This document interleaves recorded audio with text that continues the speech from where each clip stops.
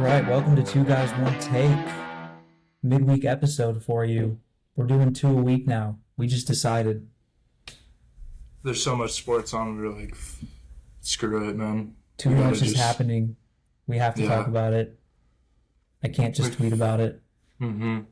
Too many tweets going out. If you're not following the Twitter/X page, definitely need to soon. Yep, at Two Guys One Take with 2 E's at the end.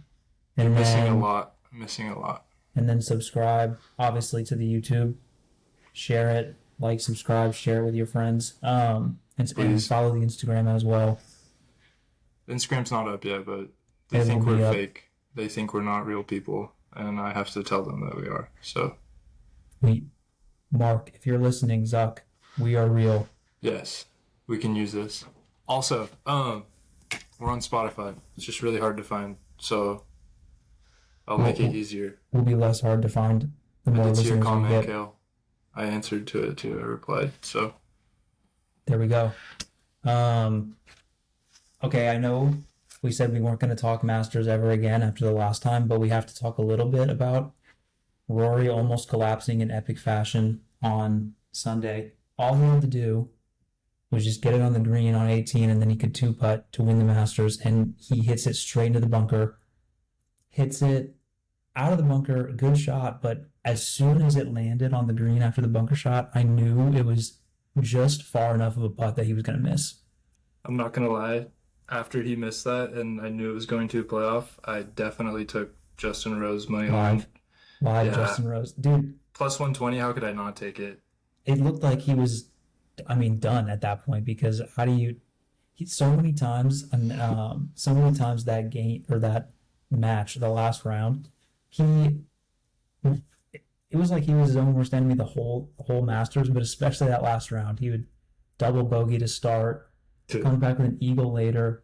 Really strange Masters, but some of the most, I'm never really watching golf, so some of the most compelling golf I've seen probably ever.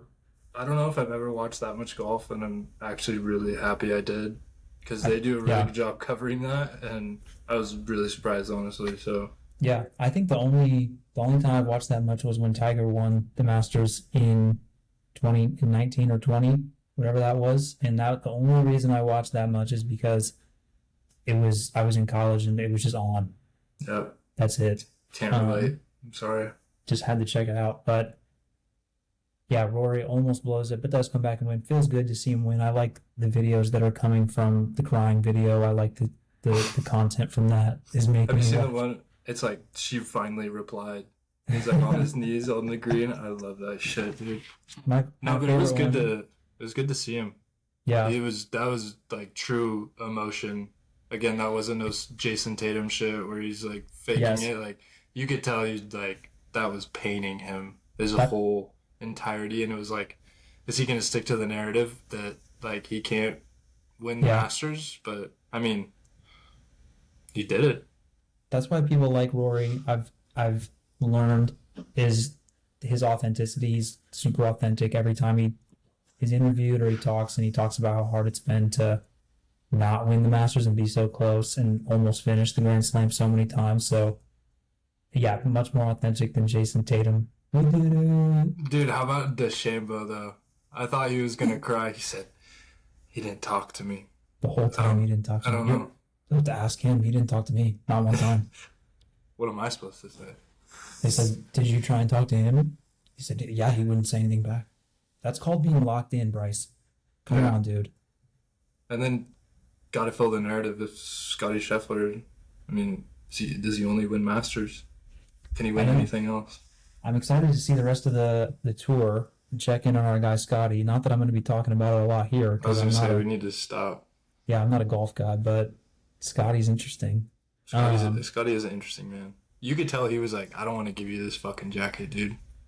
He's like, I'm going to rip this shit off of you. They're kind of all psychos. When I watch a full swing, they're kind of all competitive psychos, but then they're all kind of, this is going to sound like a blanket statement about golfers, but they're all kind of dorky too. So, gotta watch funny out. Because like all of our friends are golfers too. Yeah.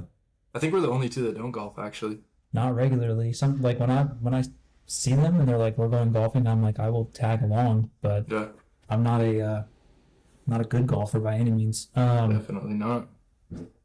But we make up for it in other things that they don't. Yeah, we're good at other things like this, like being like podcasters. Yep.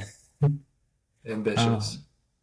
Well, currently we're watching a rough playing game. Dallas and Sacramento are playing right now, and Sacramento is not defending the Golden One Center. They're not going to light the beam. Their season's going to be over. Dunzo. Yeah. The Zach LaVine experiment didn't work. Nothing really worked all year. They had a weird firing of their coach, trade De'Aaron Fox. This is probably what they deserve. But we did have them in the parlay, which has gone 0 for 2 in the first 2 days. We're not doing too well in the playing games. We're coming back. Yeah, my baseball parlays have been hitting, so we'll have to start putting together some baseball parlays for the people. Hey, but Nurk did it. He did.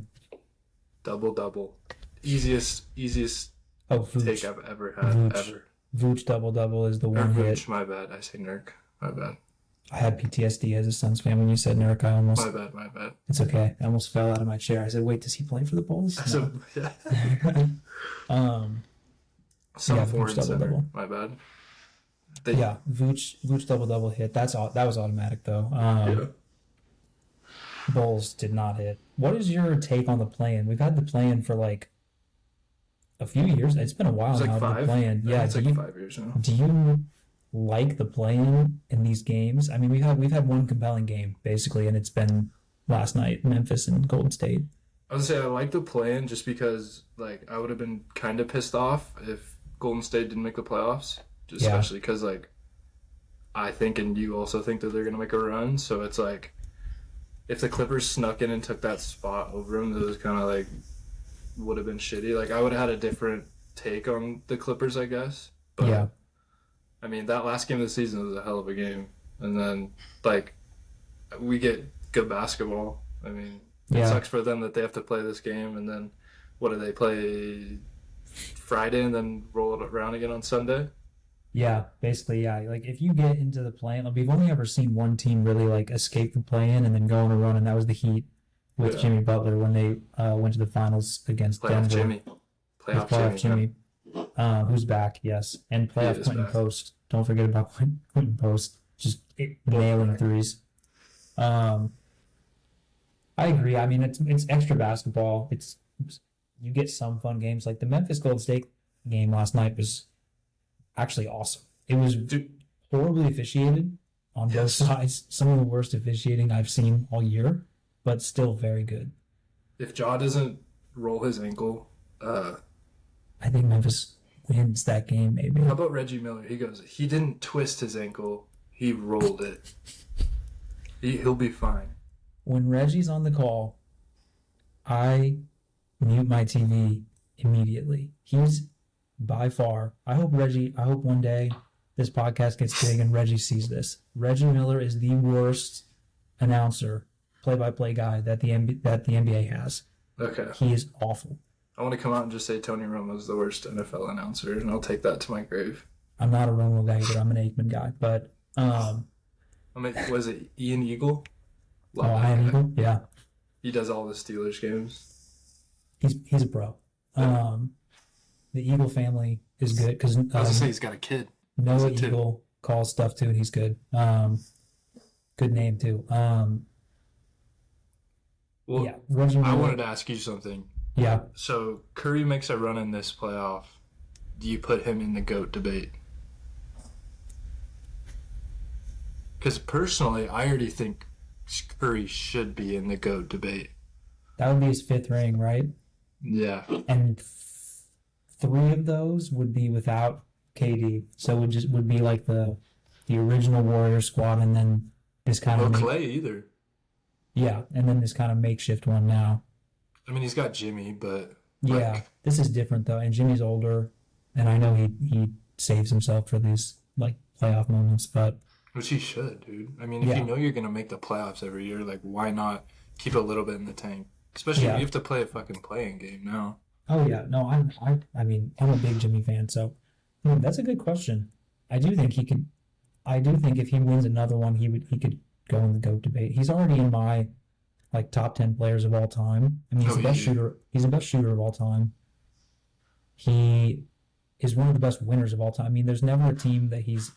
I know they had a down year 1 year when there's a lot of injuries, but like he's never a guy that just is mailing it in. He's always a good winner. He's been on one team his whole career, which I know that doesn't like contribute to the GOAT debate, but it does a little bit. Like you basically only remember him in one jersey. We probably always will. It'd be so weird if he went to another team. It wouldn't make any sense. Yeah, no. It wouldn't make any sense. But yeah, I think he should be in it if he wins another one. If he doesn't, I don't necessarily know if he's on the level of like the GOAT debate because he's still 2 away from 6, and he doesn't have the like long. I don't think he'll have with his body type. I don't think he'll have the longevity and any of like the scoring records that LeBron has. But I mean, a 3-point record, no one is touching that. No, nobody will touch that. They pulled up a graphic last night, and the second next person was 2,000 away, dude. Yeah, no, it's hell no. It's kind of silly. Yeah. It's weird because this year, usually he leads the league in 3-point makes like every year. You can just pencil it in, but Ant led the league this year. Dude, Ant also takes like 15 a game. He takes so many a game. No, I'm not saying that he's a better shooter. I'm just saying it was weird. Like that award, you can basically just pencil in Curry for most in the year. But yeah, I think you could put him into the GOAT debate especially if they make a run with this team from the play-in. They traded for Jimmy mid-season, kind of a weird squad. I'm a little worried. I think their toughest matchup in the playoffs, other than OKC, is Houston, though. So getting Houston early is tough for them. Like, I think they're going to win the series, but athletically and just like how physical Houston is, I think they're going to come out of it. Like, if it goes 6 games, 7 games, they're going to be pretty banged up coming out of it, I think. Also, what cracked me up is off opening tip, Jimmy Butler's guarding Zach Edey. I was like, this is going to be a crazy night. Side note, just a weird take here, but I have to get it off my chest. I hate Zach Edey. Yeah. I can't stand watching Zach Edey play. Yeah. Something about, like, when he gets the rebound, and all I'm thinking is, dude, just hold it over your head and pass it back out. There's so many people out there, and he brings it down and starts going, like... I love it when he brings it down. Oh, every single time. Every time, I'm like, dude, you're like 10 feet tall. Literally. Like, especially against that Warriors team, you didn't need to bring it down, dude. You could have, just... He was just playing right into Draymond's hands because Draymond wants him to bring it down. He just grabs the ball. Fuck yeah. Dude, you got the take right, though. Draymond can literally do whatever the fuck he wants. Nothing gets called. Anything he wants. I love it. He can do anything he wants, and then also he can argue way more intensely and for longer than anybody else can and not get a technical. Yes. It's like the refs have become so just like desensitized to him that they just let him like get it off his chest. He's in like this weird gray area. It is weird. It is weird. Speaking of technicals though, Trae, what the fuck was that? I don't know, dude, but I kind of feel for him. I really do feel for him. Give me what I was listening to, but Trae, along with Jokic, never had another All-Star playing with him. Never had another one. I know I brought this up last episode, but I didn't know it was the same with Trae. And he's been in the year 7 leagues in this, or 7 years, this is his 4th playoffs. 7 years, 4 playoffs, 1 conference finals run. It was that weird Philly year. Yeah. It's like, dude, you got to give up something. Like, I know you're not getting the best draft picks, like middle of the pack, but still, dude, make some moves. What do you think the move is for Trae and the Hawks next? Because they have another game left in this play-in, but they look done with their season. Like, I think the Heat are going to roll them. Oh, yes. In the next game because the Heat actually want to keep playing and the Hawks look like they don't want to keep playing. So season's over. What's the offseason move with Trae? Do you trade him? What could you even get for him? What is his market? Who's trading for Trae? Or do you try and revamp this Hawks thing and run it back again? I would. Part of me wants to say get him a big, but he had a decent big with Clint Capella and couldn't do shit. And O'Connell off the bench. Yeah, that is true. And he still couldn't do anything. So you could get a lot out of Trae. whether that's draft picks. I mean, another superstar, you get a lot. I wonder what the trade would be like. Who would be in the market for Trae? I mean, because what's weird is the team they just played, the Magic, they need like a playmaker around Paolo and Franz because I mean, their offense, when you, Paolo's awesome. I love Paolo and he's still developing, and Franz is awesome. He's still developing, but their offense too much of the time. I know last night wasn't a good example, but if you watch the Magic, it's like, oh shit, there's 5 seconds on the shot clock. Paolo, do something. Literally, they need like a creator. I mean, yesterday Cole Anthony kind of fucking saved their ass. He had a crazy good game. Yeah. And then, I mean, who else they have? Jalen Suggs. Yeah, but he's been hurt all year. But he's more of a defensive, like, just kind of spark plug guy. Yeah. I'm just saying that's weirdly enough, that might be a team that if they like get swept by the Celtics in this first round, like they could be looking at like, should we just trade like Anthony Black and a pick, a couple picks for Trae? I don't know. I mean, what if the Nuggets got him? Trae and Jokic together, they're like, we've never played with an all-star, so we'll just play together. Literally. That honestly might be the perfect narrative right there. Well, I mean, what's crazy is Jokic is so good that he gets the best out of everybody. He has resurrected.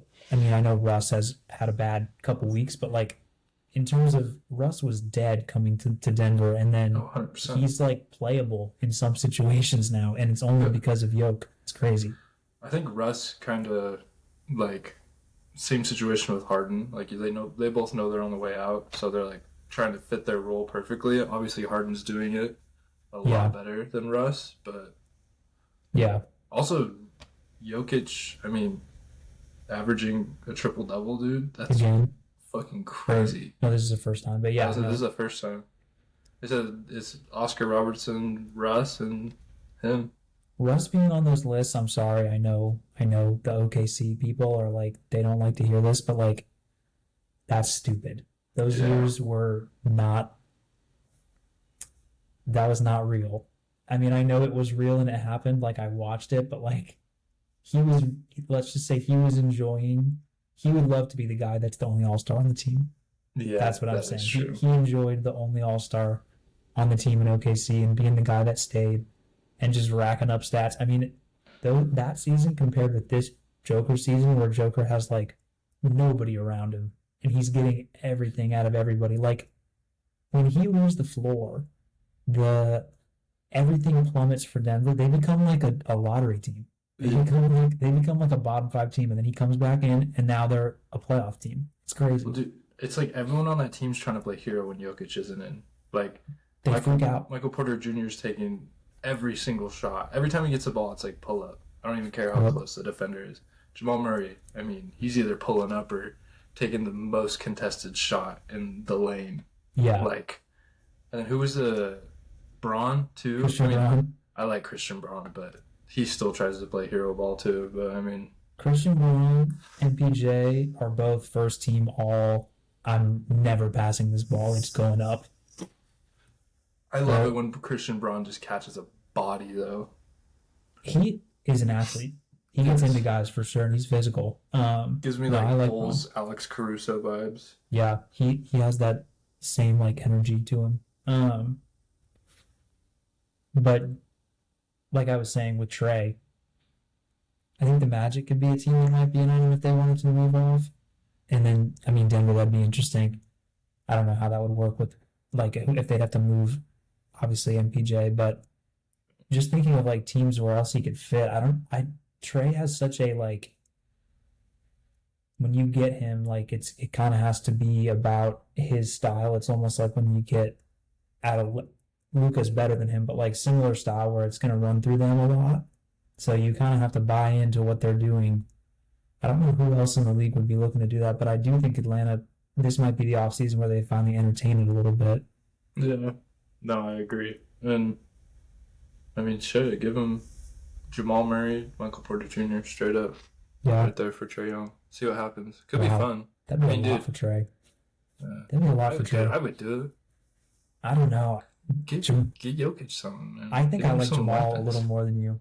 I know he can't stay healthy, but I still think Jamal is, when he is on the floor in the playoffs, has been like the second best guy on a title team.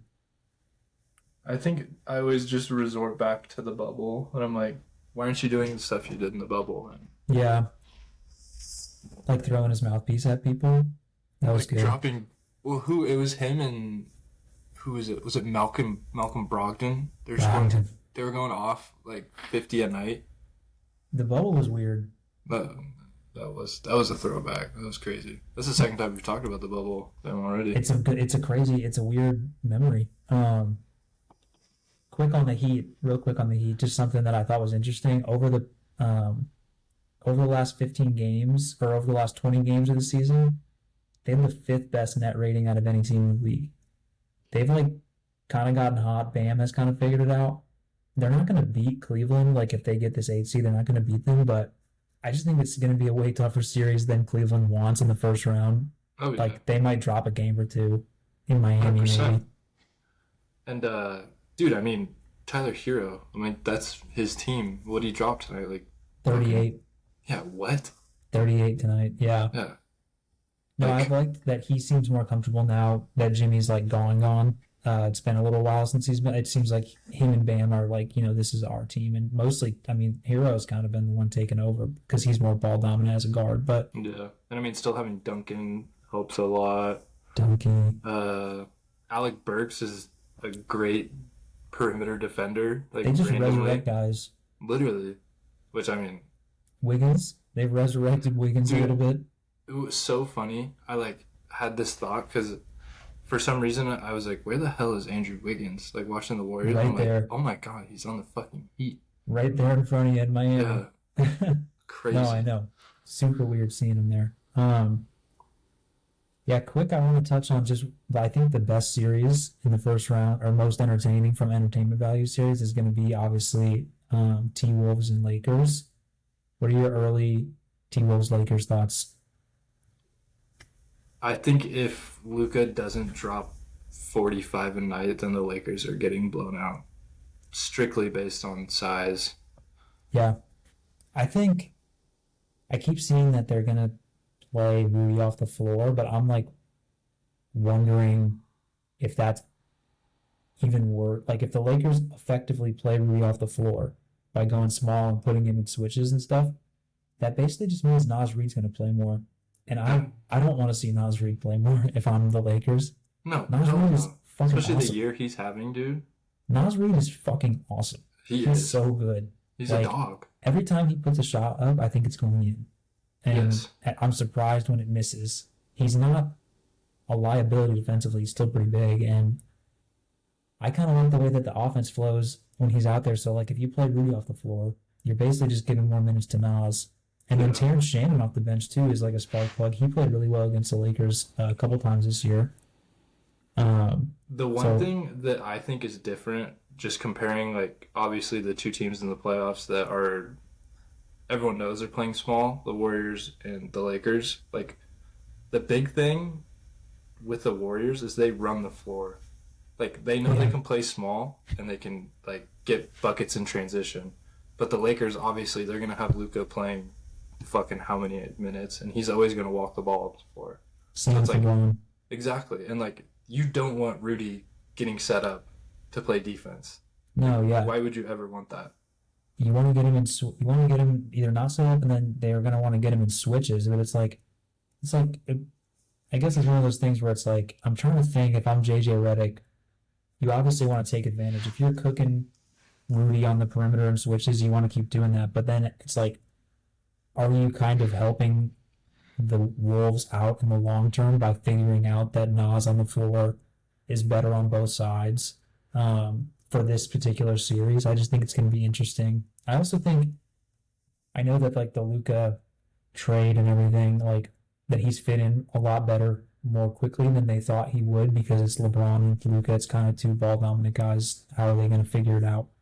And they've figured it out, but the history of like a really big midseason trade like this and then heading into the playoffs, and this is a similar word I have with the Warriors with Jimmy, is you don't get to the finals by doing that usually. I mean, it has happened in the past, but like a huge trade like this, I wonder if we see it kind of catch up, and if like if they're just like exhausted by the end of this series, just from like it's been a weird year in LA, and it's been weird for Luka. Clearly, when he went back to Dallas, it's like still affecting him emotionally, still trying to settle in there. So, dude, I love that. That was Luka awesome. comeback. That was awesome. That was awesome. Him Dude, I'm crying like thinking, that. I was like, them doing a tribute video, and I'm like, why? Like, this makes your whole organization look so bad. The tribute video and then the shirts that said like "Thank you" in Slovenian to him, "Thank you, Luca," and it's like, dude, this is what you do when the guy chose to leave or something. And he's back next year, but you guys like, or like he was asking for too much, kind of a thing. It's so silly. Like, and then just come to Nico, his big dumb face. I mean, it's just ridiculous. I'll never get over that trade. I'll never stop talking about it. That's the craziest thing. Yeah. That's the most ridiculous trade in At least my they got Paige, lifetime. Man. They got Paige Beckers. True. City of Dallas. Your heroes. City of Dallas is back up. They're back up. Well, also with the T-Wolves, having Julius Randle, that was huge for them. Having that other big that can score, just not like having Anthony Edwards try to score the whole game. And also Dante DiVincenzo, like that dude. He's shooting the ball again. He's a bucket. He's shooting the ball again. Julius is like the all-time. Sometimes I like him, sometimes I hate. Like there could be a 2-week stretch where I'm like, what the fuck is Julius Randle doing? And then there's like a 2-week stretch where I'm like, is Julius Randle like low-key, like an all-star? Nice. Yes. And so it's tough. He's like a ball stopper sometimes, but I think he's gotten a lot better with the flow of the offense and like playing off of Ant. So interesting. This is one of those series where I feel like every time I think like, yeah, definitely the Wolves are going to win, then I start thinking about, well, what if Luka just goes like ape shit for 2 of the 3 games or 2 of the first 3 games, and then they're down 2-1. So I think I want to pick the T-Wolves too. Mostly I want to see Ant keep going, but I think that's the most compelling series for sure out of the first round. I don't think we're going to see much out of the East until we get to the second round, honestly.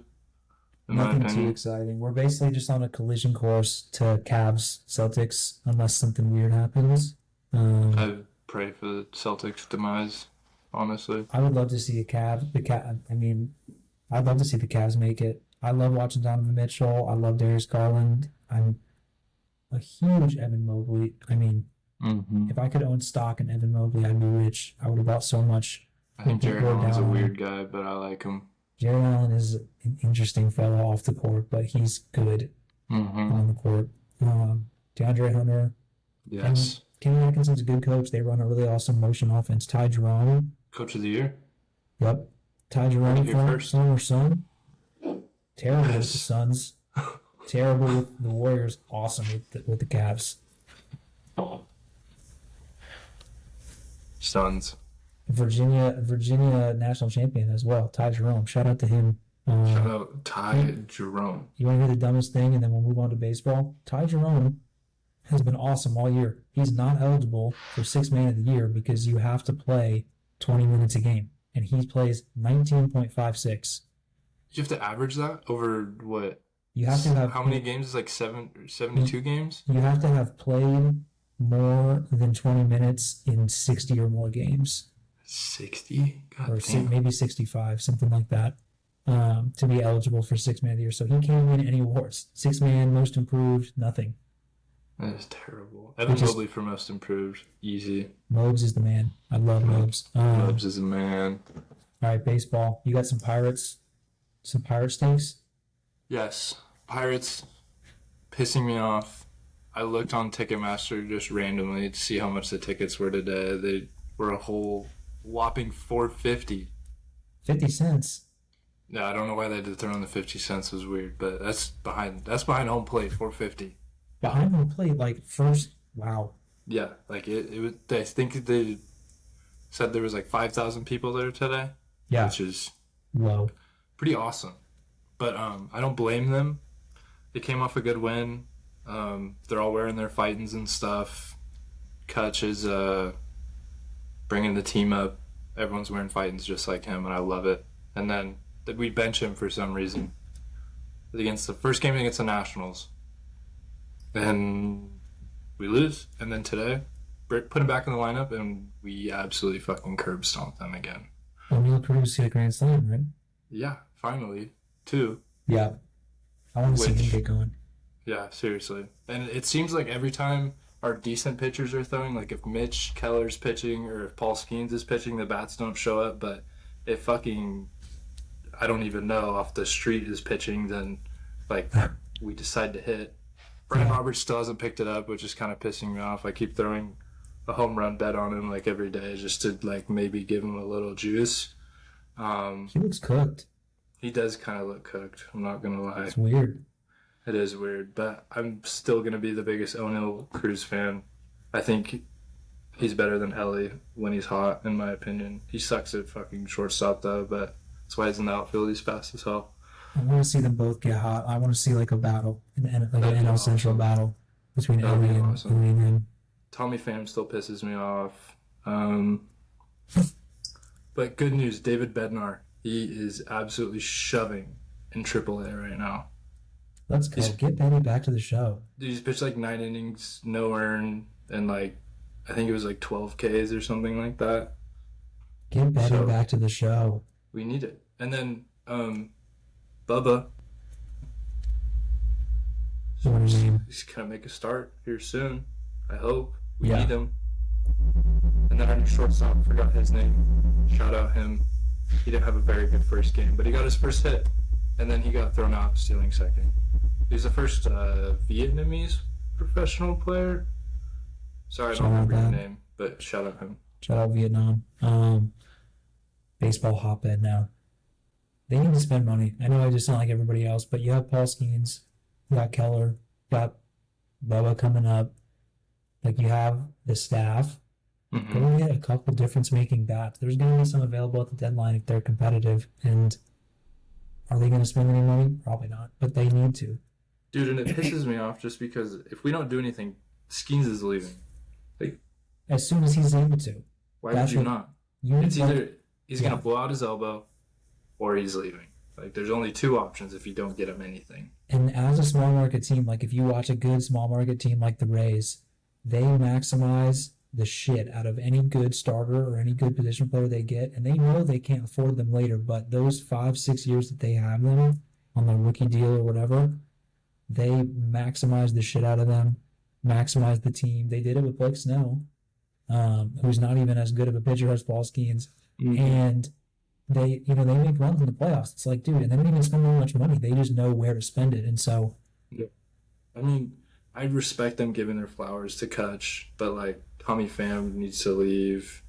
Like Pham's a weird guy. He's a weird guy. It pisses me off every time he bats, dude. Yeah, don't join a fantasy football league with that guy. He'll punch you in the outfield. Tommy, this is your open invite to join our fantasy football league. We need some energy like that. Mm-hmm. We do. Yeah. We do. We need someone to just backhand people. We'll go Pirates. Quickly, to close out here, I just want to talk about there's a really expensive, really fat outfielder in Queens that came to his senses in a weird way during an interview, talking about he basically was like, yeah, it's harder to hit now that the best hitter in the world isn't behind me anymore. And I'm like, yes, obviously, of course. And he's like, oh, they don't really throw me very many fastballs anymore. It's like, yeah, dude. And I love Pete Alonso. He's awesome.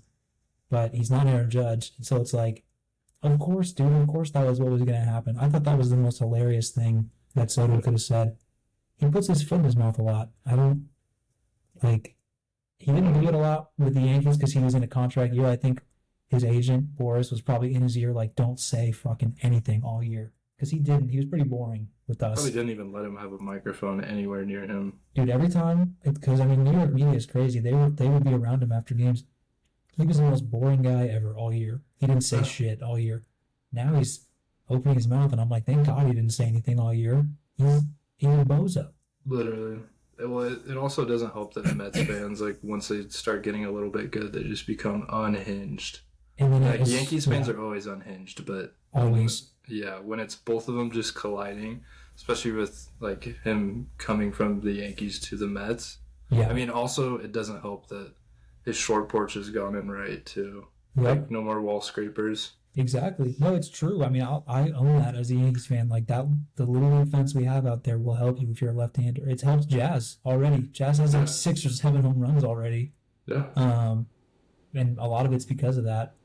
But yeah, I couldn't believe he said that. And I don't know, it tried. Then they have to ask Judge about it. So Judge was basically like, well, Alonso's a good hitter too. He doesn't really give the media anything. But how does that make you feel as Alonso too? It's like, dude, that guy is like, you have to go see him the next day. Like, I don't know. I just think Soto. Every time he talks, I'm like, thank God you didn't talk a lot when you were with us. And you're right about Mets fans. Like, I mean, Yankees fans are always unhinged, but then they're unhinged in a way where they think good things are going to happen all the time. Yeah. Mets fans are unhinged, and even when good things are happening, they're waiting for something bad to happen. So, Yes. like Soto starting to not play well a little bit the last couple of games and having some bad games after those comments, now they're like, the sky is falling in Queens. So, yeah, I love to see it. I also wanted to bring up one more thing just to get your thoughts on it, but Yep. Colorado retiring Travis Hunter's jersey and Shaduer Sanders' jersey. Thoughts? I like it. Ooh, that's tough. I can see Travis, but Shaduer? I like it because the program has never been very good. There's never like think about Colorado football in your head before them Cordell being Stewart. okay. Let's retire Cordell. But Hey, if they do it, I'm fine. I'm if fine you with it. think like Colorado football, you're thinking like really hard. Nothing comes to mind until Travis, Shadour, Yeah. Prime. I don't mind them doing it, even though I know it's ridiculously premature. Like they probably should have waited a little bit. Yeah. Especially with Shadour, but his dad is still the coach, so it's like he's got the say in those things. I don't mind it. I also like both of them as players and as guys. So we're on opposite ends of the spectrum with this. I think Travis is the best player in the draft. Yep. And I think he's a compelling personality. I think he's fun. So his only downfall is I don't like any interaction that I see between him and his girlfriend. Not to get personal, but every interaction I see between them makes me a little sad for him. Are they still together? Still? Oh, I have no clue. I just am talking like previously what I've seen like at his Heisman ceremony and stuff. That seems like some negative energy that I'd like to be out of his life. But yes. he's the man. I think he's the best player in the draft, and he's doing things that we haven't seen really before in terms of the volume of playing both sides. So I don't mind retiring the jerseys. I know you disagree with me on those guys, but I kind of like it. Yeah. I mean, yeah, I don't know. I just wanted to get your take on it. After I saw Colorado State Barstool come out about the that was hilarious, man. Check Twitter. Check our Twitter. Yeah, check the Twitter out. I had to comment on that. Yeah, like he said, follow the Twitter. IG will be up when Mark, Zuck, we're real. Look at us, we're talking. Please. And subscribe to the YouTube. We're gonna have these midweek episodes for you as well. Yes, sir. And comment. Let us know what we could do better. Yes, sir. Helps out.